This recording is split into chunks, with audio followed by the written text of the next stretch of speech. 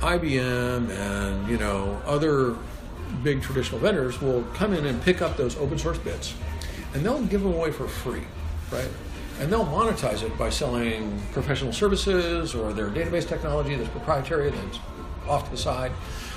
And what that does to the open source business is it sets the reference price for your technology in the market at zero, right?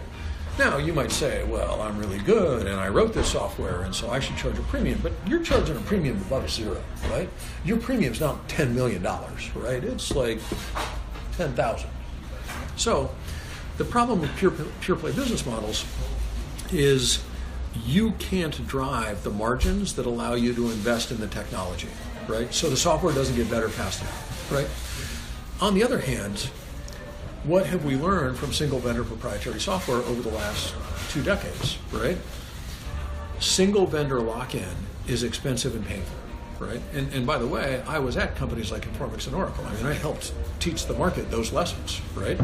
If I have your data locked up, you're not my customer, you're my hostage, right? And you're just going to pay me ransom forever, right? So CIOs want open source software as platform technology especially, and database and middleware and operating systems. That's all true. I do think you can still build proprietary applications and so on, right? But core platform software has to be open source. So here's the conundrum. Platform software must be open source. Open source software doesn't create an economic opportunity that builds successful businesses. So we knew this when we started Cloudera. I mean, I'd watched it happen. We adopted the hybrid open source software strategy. So the platform software is open source, but we must have differentiated IP that IBM can't pick up and give away at no cost against us. There must be something unique we do for enterprises that makes us valuable, right? We decided that enterprises wanted to be able to store huge amounts of data. They wanted to be able to do SQL queries and train machine learning models and build stream processing applications. But they needed to deploy and operate those systems reliably at scale. They needed to be able to secure the data. They needed to be able to promise regulators that they were obeying all of the rules. And that was all fair game for us to build in proprietary form. So, platform's open source, but governance, compliance, regulatory, security, all of that stuff, which is large enterprise critical. Remember, the Global 8,000 are my customers, right? They're the ones who care uniquely about this stuff. They must pay for this additional capability. This is not to lock them in. This is to lock IBM out, right? So we've been able to maintain attractive margins. And by the way, if you look at the average deal price and so on from companies like Hortonworks, you see that pure play open source suffers from the illness that I described a little while ago, right? You just can't get the price high enough to pay your engineers a living wage, right? I absolutely believe in all the benefits of open source, and I've written more open source code than I've written a lot of open source code in my career, so I know whereof I speak, but I also recognize the importance of revenue and margins in building a business. And one of the things I'm most proud of at Cloudera is I think we've struck exactly the right mix. We will always have a proprietary IP portfolio. What's in that portfolio will shift over time, right? We've built a whole bunch of new proprietary IP. We've created a whole bunch of new open source software. We've got a very clear view of what has to be open source, what's allowed to be proprietary. And over time, as we diversify our product line, as we grow up the stack and start building applications and so on, we'll have opportunities to further differentiate in proprietary tech. But remember I told you before, started at 2 open source projects, HDFS and MapReduce. 26 in the platform today. 18 of those were created by Cloudera engineers. So, I mean, we ain't playing games here. We're serious about this open source thing. We give a lot of shit away for free, right? And we do that because it creates a much bigger market for us to operate in. I wrote a piece on LinkedIn a while ago about this, and if you, anyway, I'm sure the Google can get you there, but it basically tells you the story I just told you.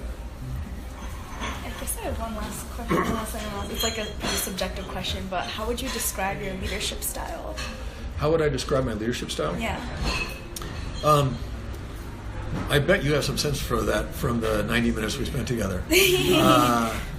Because I am communicative, collaborative, open from the earliest days of the company. And actually, I'll say one of the things I learned at Sleepy Cat was if everyone in the company deeply understands the strategy, then I don't have to worry about telling them what to do, right?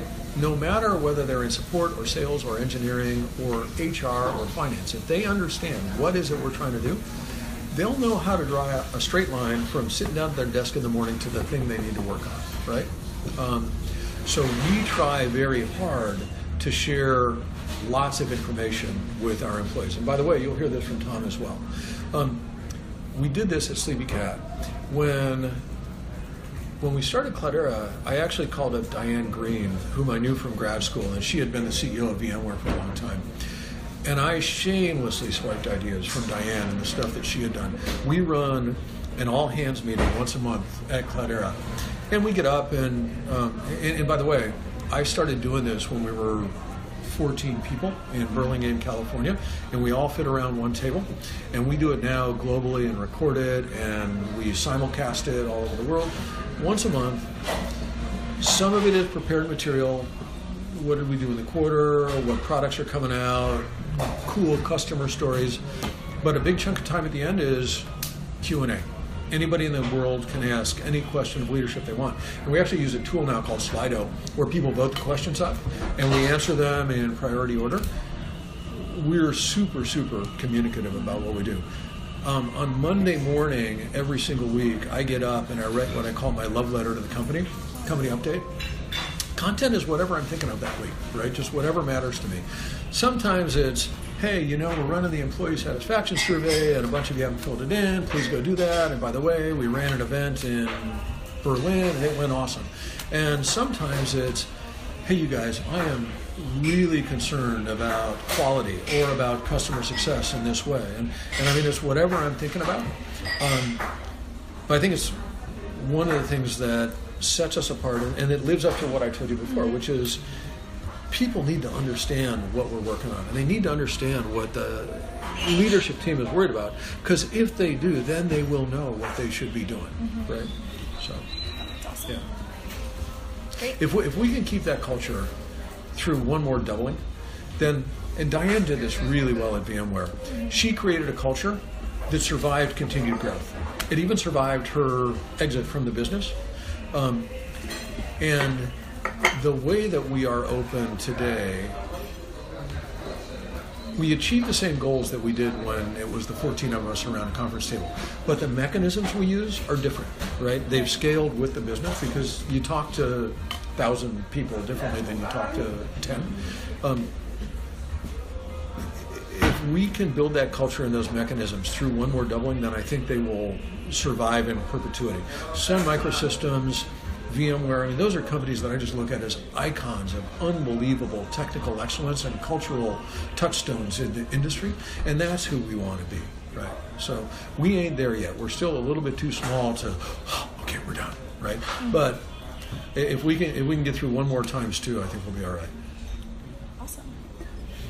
I think one last question. So if we were to speak... This is our fourth last question. If we were to speak to someone else, maybe someone more realistic, probably not Jeff Hammerbacher or something, who would you recommend we get in touch with?